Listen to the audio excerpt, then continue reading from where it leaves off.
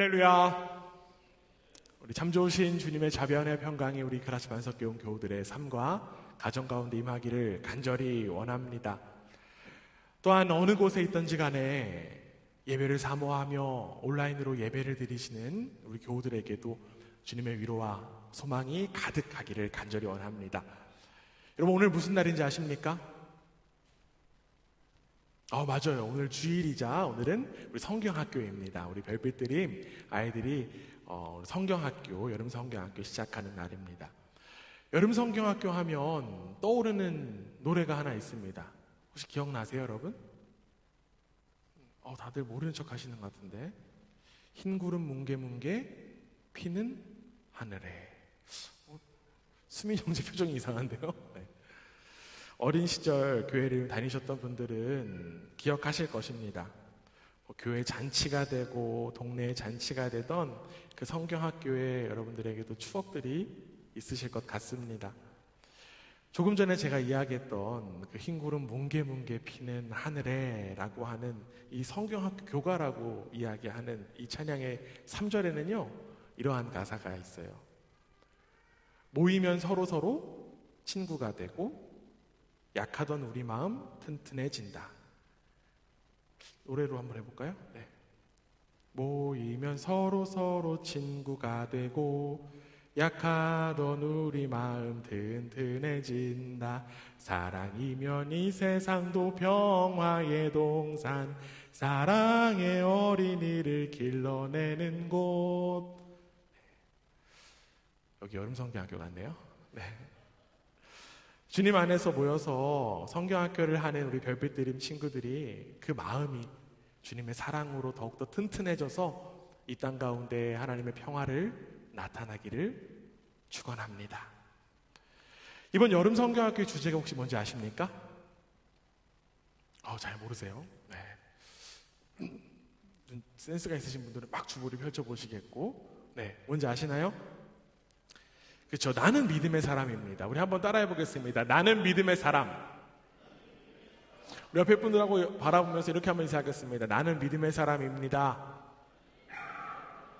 네. 우리 소미도 함께 또 고백해 주네요. 네. 성경학교 주제를 나는 믿음의 사람이다 라고 하는 이 주제를 설명하는 그 교재에는요 이러한 내용이 담겨 있어요. 코로나 팬데믹으로 인하여서 3년 동안 교회에 수많은 변화가 일어났다고 합니다. 그리고 그 변화는 긍정적인 것도 있지만 부정적인 변화가 더욱더 많다고 해요. 어떠한 부정적인 변화가 있냐면 교회의 외형이 축소되었고 교회에 대한 부정적인 인식들이 늘어났고 교회를 떠나는 성도들이 많아졌다라고 하는 그러한 이야기입니다. 그리고 이러한 부정적인 변화의 원인이 코로나라고 하는 질병에 있는 것이 아니라 오히려 믿음에 있다라고 하는 이야기를 책에서는 설명하고 있습니다.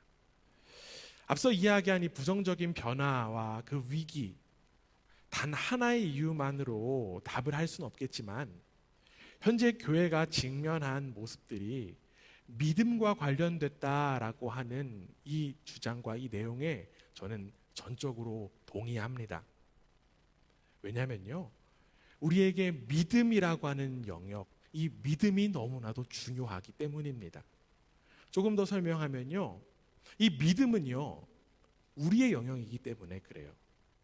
무슨 이야기일까요? 우리는 하나님의 구원으로 인한 그 생명의 삶을 살아가는 존재들입니다. 맞습니까? 우리가 그러면 구원받은 근거는 무엇일까요? 우리는 어떻게 구원을 받았습니까? 사도 바울은요 에베소서 2장 9절에서 이렇게 분명하게 이야기합니다. 2장 8절인데요 우리 함께 한번 읽어보겠습니다. 함께 읽습니다. 시작. 믿음으로 말미암아 구원을 받았으니 이것은 너희에게서 난 것이 아니요 하나님의 선물이라. 아멘. 사도 바울은요 구원이 하나님의 선물이다라고 이야기하고 있습니다. 여러분 에베소서 2장 8절 말씀 너무나도 많이 보기도 하고 익숙하기도 하고 암송하시는 분들이 있을 텐데요. 여러분 우리 그라치 반석교회 꼭 한 번씩 암송하셨으면 좋겠습니다. 아멘. 네, 제가 막 순간 물어보면 바로 튀어나올 수 있도록 그렇게. 네, 그래도 독일어로 대답하시면 곤란한데. 네. 바울은요 하나님의 선물인 이 구원이 두 가지를 통해서 얻었다라고 지금 이야기합니다. 은혜에 의하여 믿음으로 말미암아. 그런데 우리는 여기서 잠시 혼란이 생길 수 있어요. 우리에게 너무나도 중요한 이 구원이요, 은혜에 의한 것인가 믿음에 의한 것인가라고 하는 혼란이 생길 수 있습니다. 여러분 어떻게 생각하십니까? 우리에게 이 구원을 허락하는 데 근본적인 영향을 미치는 것 은혜일까요? 구원일까요? 은혜일까요? 믿음일까요? 네.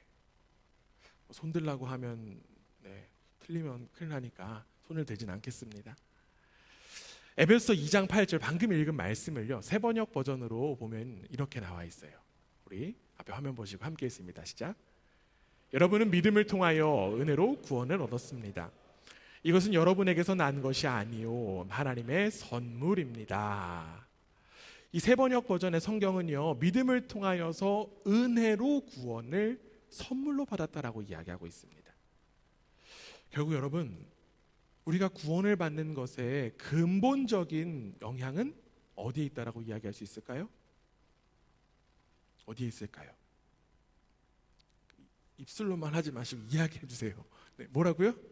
은혜다. 왜냐하면 은혜가 없으면요, 믿음은 아무런 소용이 없기 때문입니다. 물론 우리에게 믿음 너무나도 중요해요. 그러나 먼저 은혜가 있었기 때문에 구원받을 수 있는 자격이 없던 우리는 구원의 기회를 얻게 된 것입니다. 사랑하는 여러분, 그렇다면 은혜는 무엇입니까? 은혜 무엇입니까?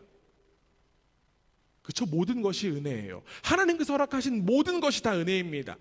하나님께서 우리에게 값없이 주신 모든 것이 다 은혜입니다.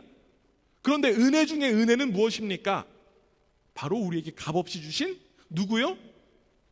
예수 그리스도예요. 은혜 중에 은혜는 예수 그리스도입니다. 그래서 사도 바울은요, 에베소서 2장 5절에서 이렇게 이야기해요. 허물로 죽은 우리를 그리스도와 함께 살리셨고 너희는 은혜로 구원을 받은 것이라. 죄로 인해서 죽을 수밖에 없는 존재인 우리를 대신해서 죽으시고 사신 그 예수 그리스도라고 하는 은혜로 인하여서 우리는 구원을 받는다는 것입니다. 물에 사람이 빠져 있어요. 사람이 물에 빠져 있는데 그 사람을 구하려면 구조대가 있어야 되겠고요, 밧줄도 있을 거예요. 우리가 물에 빠져 있는 나에게, 죽어가고 있는 그 나에게 예수 그리스도라고 하는 이 은혜의 밧줄이 허락되었습니다. 그렇다면 그 은혜의 밧줄을 어떻게 해야 될까요? 어떻게 해야 됩니까? 잡아야 돼요. 잡아야 살 수 있습니다. 그것이 바로 믿음입니다. 은혜가 허락되었고 그 은혜를 내가 잡는 것, 그것이 바로 믿음이라고 하는 거예요. 예수 그리스도라고 하는 그 은혜의 밧줄에 반응하는 것이 바로 믿음입니다. 결국 오직 은혜, 오직 믿음으로 우리는 하나님의 구원이라고 하는 선물을 받게 된 거예요. 그 사실을 가장 잘 알았던 사람이 사도 바울도 있겠지만 교회의 역사적으로 봤을 때 마틴 루터가 있습니다. 얼마 전에 제가 로마를 다녀왔어요.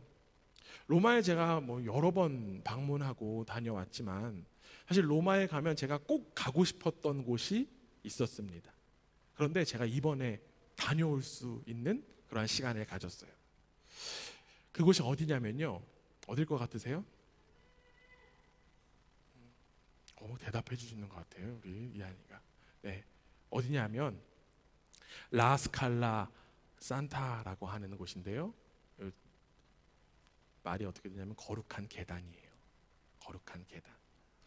그 계단이 왜 거룩한 계단이냐라고 하면 예수님께서요, 이 본디오 빌라도에게 심판을 받으실 때 3번이나 오르고 내렸던 그 계단, 대리석 계단이 바로 거룩한 계단이에요. 그래서 로마 제국이 기독교를 공인하고 나서 그 계단을 로마로 가지고 왔대요. 그 28개의 계단을 직접 가지고 왔다라고 합니다. 이 계단에는요, 전승에 의하면 4군데의 자국이 있어요. 그 자국이 뭐냐면 예수님께서 핏방울을 흘리셨다라고 하는 그 4군데의 자국이 있습니다. 그래서 지금도 여전히 많은 가톨릭 신자들은요, 그 무릎을 꿇고 기도하면서 계단을 무릎으로 기어 올라갑니다. 제가 갔을 때도요, 사람들이 가득 차서, 그날 굉장히 더웠는데 가득 차서 무릎으로 한 계단 한 계단 올라가고 있더라고요. 저는 그 28개 계단을 오를 자신이 없었습니다. 근데 그래도 여기까지 왔는데 한번 해봐야 되진 않을까 생각이 들어서 그래도 계단을 한 3번째까지만 올라가면 되겠다라는 생각을 했어요. 그래서 계단을 하나하나 이제 올라갔습니다. 아마 제 SNS에서 보신 분들 계실 거예요. 그 기도하면서 하나하나 올라갔는데 이제 좀 그만해야겠다, 무릎이 아프겠다 이러면서 딱 뒤를 보는데 사람이 가득 차 있는 거예요. 그래갖고 제가 되돌아갈 수 없었습니다. 28개 계단을 다 무릎으로 올라갔어요. 그리고 저는 모든 일정을 끝내고 숙소로 돌아올 수밖에 없었습니다. 제가 왜 조금이라도 그 계단을 올라가고 싶었을까요? 왜 굳이 거기까지 가서 그 더운 날 무릎으로 굳이 그것들을 시도해 봤을까요? 앞서 이야기했지만 이곳에서요, 마르틴 루터가 그 당시 중세 카톨릭 교리에 의심을 품기 시작했던 장소가 바로 거기였기 때문입니다. 마틴 루터가요, 그 카톨릭 사제였을 때 로마를 방문해요. 로마를 방문하고 나서 이 거룩한 계단 앞에서 나의 할아버지를 지옥의 불길에서 구원할 거야 라고 하는 그 마음과 기도를 가지고 이 계단을 올라갑니다. 마틴 루터가 주기도문을 외우면서 한 계단 한 계단 기어 올라갔다라고 해요. 그런데 계단을 다 올라가니까 루터가 이런 생각이 들었다라고 합니다. 누가 알겠는가 이게 진짜인지. 나는 모든 것을 믿었다. 부모님이 아직 살아계신 것이 유감이었다. 그분들도 지옥의 불길에서 구하고 싶었기 때문이다. 이후 마틴 루터는요, 행위로 구원받는 것이 아니라 하나님의 은혜로 구원받는다는 사실을 깨닫게 되었고요. 우리가 잘 알듯이 1517년 95개조 반박문을 통해서 종교개혁의 불씨를 지피게 되었습니다. 인간이 아무리 선을 행하고 선하게 살고자 노력해도 이를 통해서는 하나님의 마음에 절대로 들지 못한다라고 하는 사실을 루터는 알게 되었고, 그래서 사도 바울의 그 로마서 고백을 복음으로 받아들이게 되었어요. 사도 바울이 어떻게 이야기합니까? 로마서 1장 16절에 이렇게 고백합니다. 함께 했습니다. 시작. 복음에는 하나님의 의가 나타나서 믿음으로 믿음에 이르게 하나니 기록된 바 오직 의인은 믿음으로 말미암아 살리라 함과 같으니라. 아멘. 의인은 믿음으로 살리라 라고 고백하니 바울의 고백이 마틴 루터의 고백이 되었고요. 그리고 이제 우리의 고백이 되는 것입니다. 우리는 예수 그리스도의 은혜를 믿음으로 구원받은 하나님의 백성이기 때문입니다. 사랑하는 여러분, 죄로 인해서 죽어가던 여러분이 예수 그리스도의 은혜를 믿음으로 구원받았다라고 하는 사실, 여러분 진정 믿으십니까? 믿으십니까? 우리는 어떠한 행위와 노력이 아닌 은혜에 의하여 믿음으로 말미암아 구원받은 하나님의 자녀입니다. 그렇다면 여러분, 앞서서 어제 처음에 이야기했던 기독교의 부정적인 인식들, 그다음에 외형적인 축소, 그리고 교회를 떠나는 사람들, 이 기독교의 위기가 무엇 때문일까요? 은혜 때문일까요? 믿음 때문일까요? 은혜라고 하면요, 하나님의 잘못이 돼요. 그런데 여러분, 하나님은 실수가 없으신 분이십니다. 아멘입니까? 가장 무결하고 완전하신 예수 그리스도라고 하는 은혜를 우리에게 허락하신 그 하나님의 은혜는요, 절대로 실수가 아니고 잘못도 아닙니다. 그렇기 때문에 무엇이 잘못되었다라고 진단할 수 있을까요? 믿음이 잘못됐다라고 진단할 수 있는 거예요. 우리의 믿음이 무언가 잘못되었지 않았나라는 생각을 해볼 수 있다라고 하는 것이죠. 결국 우리가 은혜라고 하는 밧줄을 잡았어요. 잡았지만 그 잡은 모습과 잡은 이후가 잘못되었기 때문에 우리 기독교 이러한 상황에 놓인 것입니다. 이제 우리는 올바른 믿음을 가져야 될 때입니다. 이제 우리는 올바른 믿음이 무엇인지를 알아야 할 때입니다. 그리고 더 나아가 오늘부터 시작하는 이 별빛 드림 우리 친구들이 이번 여름 성경학교를 통하여서 올바른 믿음을 갖게 되기를 간절히 원합니다. 올바른 믿음이 무엇인가에 대해서 잘 설명하고 있는 성경 말씀이요, 오늘 우리가 함께 읽은 히브리서 11장 말씀입니다. 히브리서 11장은요 소위 믿음장이라고 불리는 성경이에요. 이 히브리서 11장 1절 말씀이요 우리 이번 성경학교의 주제 말씀입니다. 이 11장 1절에서 믿음에 대해서 이렇게 설명하고 있어요. 우리 함께 한번 읽어봅니다. 시작.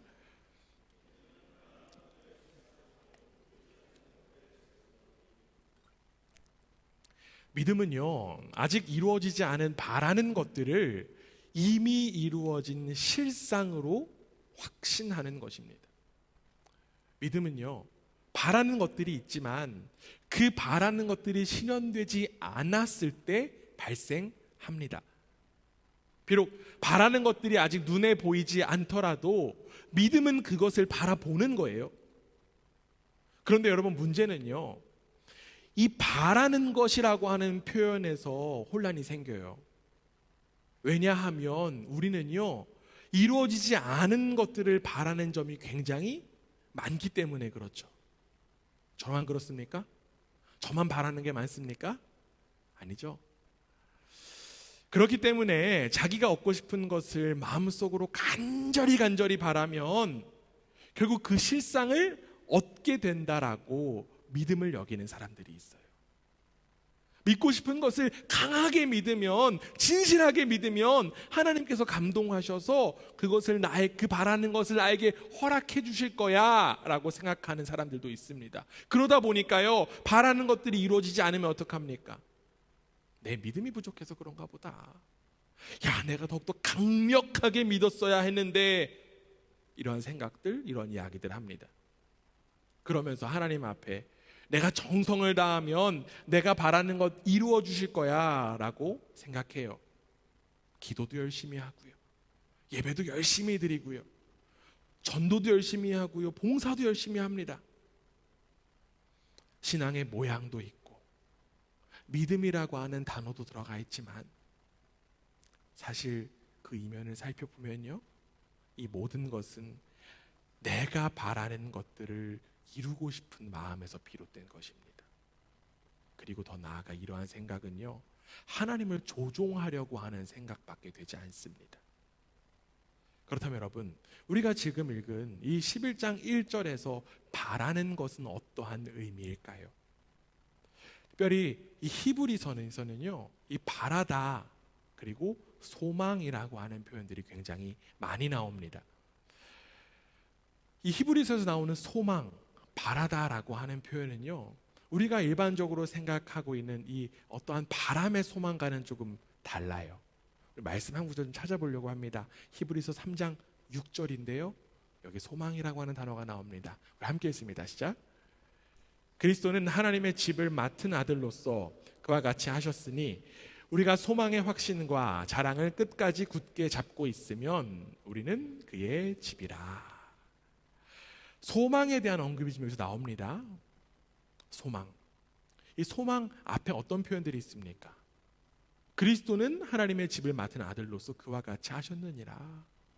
즉 이미 하나님께서 예수 그리스도를 통해서 이루신 것을 바라는 것, 그것이 바로 성경에서 이야기하는 소망이라고 하는 거예요. 결국 바라는 것은요 내 바램, 내 소망, 내 욕심 이런 것들이 아니라 하나님께서 이미 이루셨고 하나님께서 지금도 이루고 계시고 하나님께서 앞으로도 이루실 것들을 내가 받아들이는 것, 그것이 바로 믿음이라고 하는 거예요. 사랑하는 여러분, 내 마음대로 소망하는 것을 바라는 그 그릇된 믿음에서 벗어나 올바른 믿음으로 나아간 우리 그라치 반석교회가 되기를 주님의 이름으로 축원합니다. 우리의 믿음은요, 하나님께서 이미 하신 일, 그리고 하실 일에 대하여서 내가 반응하는 거예요. 내가 받아들이는 거예요. 그렇기 때문에 우리의 믿음에는 자랑할 것이 없습니다. 내가 강력하게 믿어서 그래, 내가 간절히 믿어서 그래, 이러한 이야기에 해당되지 않는다라고 하는 거예요. 제가 지난달까지 독일어 학원을 다녔잖아요. 독일어 학원 다니면서 제일 좋았던 시간이 뭔지 아십니까? 맞아요. 쉬는 시간이었어요. 네, 쉬는 시간에 이제 그 같이 클래스에 있는 이제 친구들이랑 막 떠들고 이야기하는데 정말 되지도 않는 독일어 이야기하면서 계속 이야기를 합니다. 그래도 다양한 사람들의 이야기와 또 문화를 들을 수 있어서 참 좋았어요. 제가 제 옆에 앉아있던 친구가 코소보에서 온 친구였습니다. 그리고 제 앞에 앉아있는 친구가 터키에서 온 친구였어요. 근데 그날따라 그 독일어 공부하는 주제가 어떤 주제였냐면요, 뭐 식당에 관한 것, 음식에 관한 것이었습니다. 이 코소보에서 온 친구가 이런 이야기 하더라고요. 자기는 뭐 이슬람이어서 술과 담배를 하지 않고 그 다음에 뭐 채식주의자다, 뭐 이런 이야기를 합니다. 근데 앞에 있는 터키 친구가 딱 얘기를 하는 거예요. 우리나라에선 다 해. 나는 절반의 무슬림이야 라는 그런 이야기를 하더라고요. 그런데 그 이야기를 딱 듣다가 코소보 친구가 갑자기 정색을 딱 하는 거예요. 이슬람에는 하프는 없다.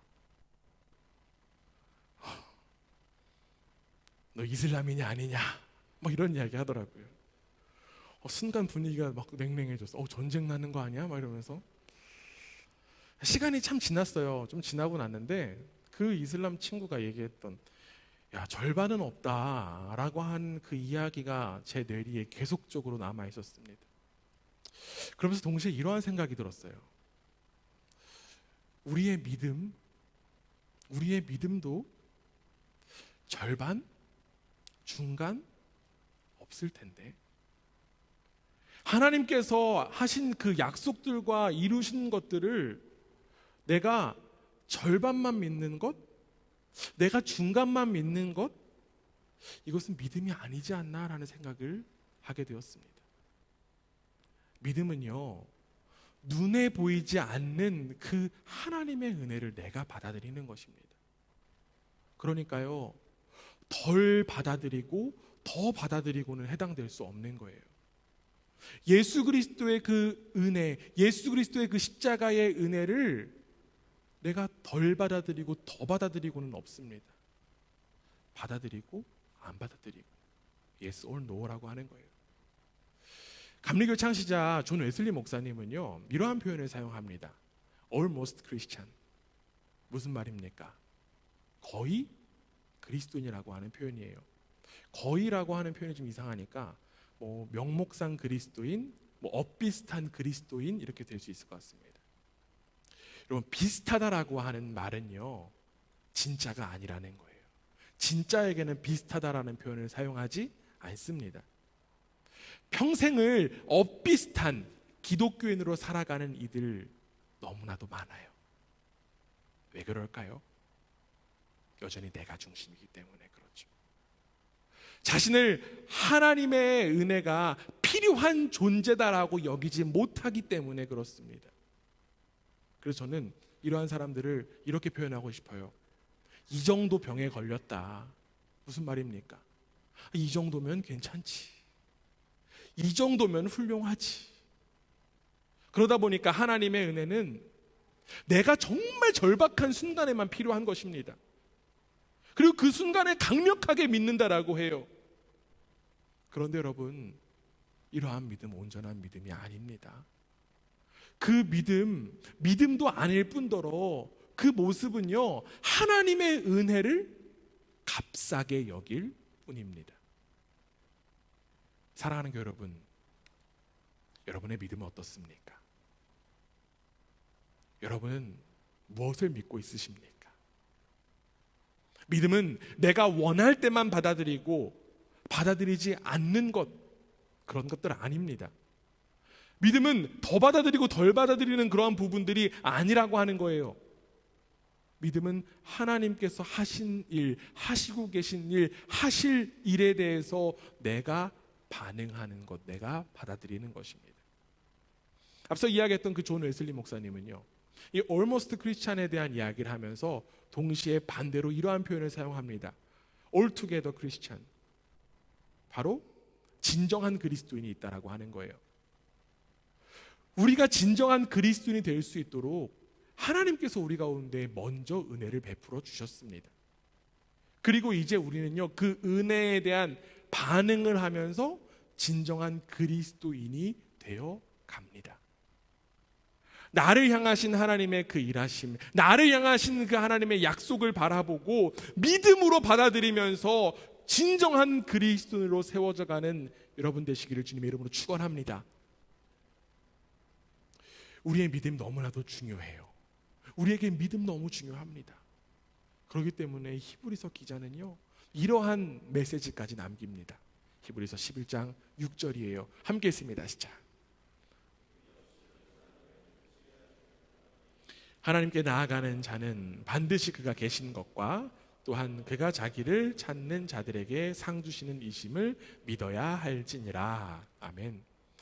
이 말씀하면 생각나는 사람이 있어요. 하민 형제가 생각나는데요. 왜냐하면 이게 풍삼기 하면 매주마다 암송 구절을 하잖아요.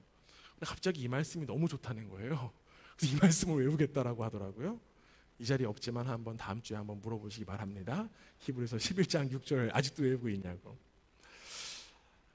여기 어떻게 나와 있습니까? 믿음이 없이는 하나님을 기쁘시게 할 수 없다라고 이야기하고 있습니다. 여러분, 너무나 당연한 이야기예요. 믿음 없이는 하나님 기쁘게 할 수 없습니다. 믿음이 없이는요, 하나님과의 나와의 관계 아무것도 아닙니다. 믿음이 없으면요, 예수 그리스도의 죽음과 부활이요, 나와 아무 상관이 없게 돼요. 결국 우리는 이 믿음이라고 하는 영역이 허락되었다라고 하는 것, 저는 또 다른 은혜다라고 이야기하고 싶습니다. 저는 이 믿음이라고 하는 부분을 통해서 우리 하나님의 그 배려와 존중의 마음을 느낍니다. 믿음이라는 것 강제할 수 없잖아요. 믿음이라는 것 억지로 할 수 없습니다. 내가 결단하고 내가 받아들이는 것이기 때문에 그렇죠. 운동선수의 코치들이 주로 하는 이야기가 있어요. 자신이 받아들여야 된다라고 하는 이야기 많이 하더라고요. 자신이 깨닫지 않으면, 가르침 받아들이지 않으면 헛수고에 불과하다라고 이야기합니다. 아무리 훈련하고 연습해도 자신이 깨닫지 않으면 안 돼요. 저와 여러분을 만드신 하나님은요, 그 어떤 코치, 그 어떤 선생님보다도 더 많은 배려와 존중을 하시는 분이십니다. 내가 스스로 그 은혜를 받아들일 수 있도록 기다리고 또 기다리시는 분이 바로 우리 하나님이십니다. 그렇기 때문에 우리는 하나님의 그 존중과 배려를 감사로 받아들이며 믿음으로 반응할 수 있어야 해요. 하나님의 기대는요, 하나님의 구원을 선물로 받은 우리 한 사람 한 사람에게 있는 줄 믿습니다. 그렇기 때문에 믿음이 없이는 하나님을 기쁘시게 할 수 없다라고 하는 거예요. 반대로, 이 표현을 반대로 하면요, 우리는 하나님의 은혜를 믿음으로 인하여서 하나님을 기쁘시게 할 수 있습니다. 우리를 향하신 하나님의 기다림을 바라보고 믿음으로 하나님을 기쁘시게 하는 우리 모두가 되기를 주님의 이름으로 축원합니다. 방금 우리가 읽었던, 이야기했던 6절 조금 더 자세히 보면요, 우리가 무엇을 믿는 것인가에 대한 이야기를 하고 있습니다. 우리는 무엇을 믿습니까? 우리 두 가지를 믿어요. 첫 번째는 하나님이 계시다라고 하는 사실을 믿습니다. 우리는 하나님의 살아계심을 믿는 것입니다. 오늘 우리가 이 시간에 예배드릴 수 있는 것, 하나님께서 살아계시기 때문입니다. 하나님이 살아계시기 때문에 여러분 한 사람 한 사람 부르셨고요, 하나님의 살아계심을 바라보며 우리는 찬양하고 예배드립니다. 하나님께서 살아계시기에 우리의 삶을 푸른 초장으로 인도하십니다. 하나님의 살아계심을 인정하는 것, 그것은 바로 하나님을 경외하는 것입니다. 그렇다면 우리가 두 번째로 믿는 것, 무엇을 믿습니까? 우리가 믿어야 되는 것 바로 하나님은 자기를 찾는 자에게 상 주시는 이시다라고 하는 사실을 믿습니다. 여기에 상이 나와요. 이 상은 어떤 상입니까? 자신이 얻고 싶어하는 것을 상이라고 많은 사람들이 착각합니다. 여러분 어떤 것들을 얻고 싶어 하십니까? 건강 얻고 싶어 해요. 네. 부를 좀 얻었으면 좋겠어요. 경력을 좀 얻었으면 좋겠어요. 자녀를 좀 얻었으면 좋겠어요. 승진을 했으면 좋겠어요. 이런 거 구하면 주실 것이라고 생각합니다. 물론 하나님이 이런 것들을 허락하세요. 그런데 여러분 여기서 굉장히 중요한 게 있습니다. 우리에게 가장 중요하고 가장 큰 상이 따로 있다라고 하는 거예요. 우리에게 가장 큰 상 무엇입니까? 무엇일까요? 구원이라고 하는 상입니다. 구원을 허락하시는 분이 하나님이라고 하는 사실을 우리는 반드시 깨달아야만 합니다.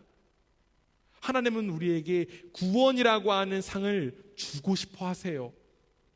예수 그리스도를 통해서 하나님과의 관계가 회복되는 것, 우리에게 가장 중요하고 필요한 상입니다.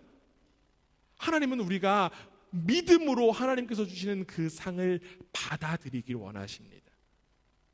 성경은요, 끊임없이 우리가 믿어야 되는 이 두 가지를 전하고 있어요. 하나님의 살아계신 믿어야 되고요, 하나님께서 우리를 구원하신다라고 하는 것을 믿어야 된다라고 성경은 이야기합니다. 이제 우리는 이 성경의 가르침에 반응할 수 있어야 해요. 믿음의 조상 아브라함이 걸었던 그 믿음의 길, 우리도 걸어갈 수 있어야만 합니다. 히브리서 11장 8절에 아브라함에 대한 이야기가 담겨 있습니다. 함께 했습니다. 시작. 믿음으로 아브라함은 부르심을 받았을 때에 순종하여 장래 유업으로 받을 땅에 나아갈새 갈 바를 알지 못하고 나아갔으며, 이 믿음의 조상인 아브라함은요, 하나님의 살아계심 그리고 하나님의 구원을 전적으로 믿었습니다. 그래서 그는 하나님 믿고 알지도 못하는 땅을 향해서 담대히 나아갔습니다.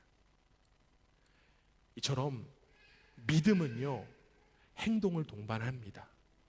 믿으면요, 움직일 수밖에 없어요.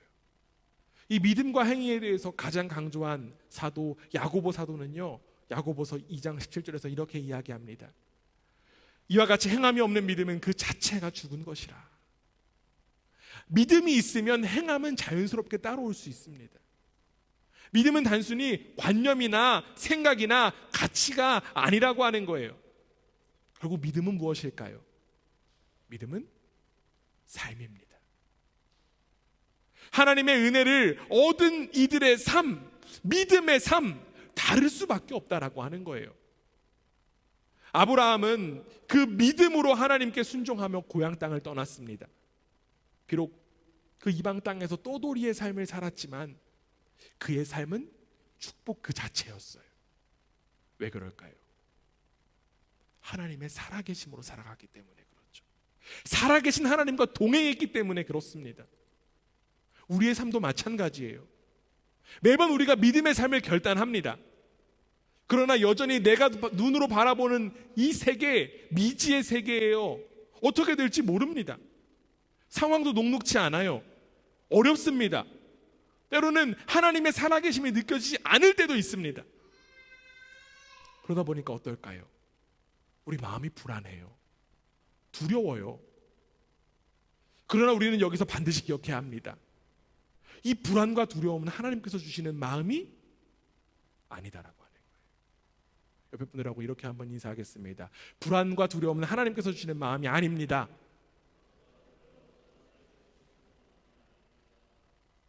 여전히 우리 속에 불안과 두려움이 있다면요, 우리는 그 지점에서 나의 믿음 없음을 바라볼 수 있어야만 합니다. 하나님의 은혜를 바라보며 이제는 믿음으로 반응해야만 합니다. 내 눈으로 보지 않더라도 하나님은 분명히 살아계시고 분명히 역사하고 계십니다. 그리고 우리에게 약속하십니다. 이제 우리는 아브라함과 같이 믿음으로 받아들이고 담대하게 믿음의 길을 걸어갈 수 있어야만 합니다. 사랑하는 여러분, 우리에게 허락된 믿음의 삶 너무나도 큰 축복인 줄 믿습니다. 믿음의 계보 지금도 이어져 가고 있어요. 히브리서 11장에는 믿음의 선조에 대한 이야기가 나와 있습니다. 그리고 그 계보는요, 예수 그리스도를 통하여서 우리에게까지 내려옵니다. 성경 속의 믿음의 사람들의 삶은요, 절대로 쉽지 않았습니다. 그들은 고난을 받았고 조롱을 받았고요, 심지어 죽임까지 당했습니다. 결국 이 믿음의 사람들의 삶, 세상의 관점으로 볼 때는 형편없는 삶일지도 모르겠습니다. 그러나 여러분, 믿음의 눈으로 바라보면 다릅니다. 그들은 살아계신 하나님을 분명하게 믿었고 그 믿음으로 구원의 길을 완주할 수 있는 축복을 가진 것입니다. 믿음의 사람들이 누릴 수 있는 축복, 이 땅에서의 부귀영화가 아닙니다. 그들은 믿음으로써 하나님의 품에 안기는 가장 큰 축복을 누렸습니다. 우리에게 믿음이라고 하는 영역이 주어진 것, 이것을 축복으로 기억하고 하나님의 약속과 일하심을 내 것으로 받아들이며 담대히 이 세상 가운데서는 우리 모두가 되기를 주님의 이름으로 축원합니다. 우리는 믿음으로 살아갑니다. 그렇기 때문에 우리는 믿음의 사람이에요. 동시에 믿음의 사람은 믿음으로 살아갑니다.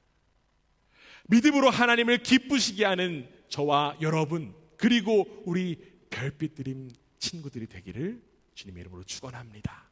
아멘.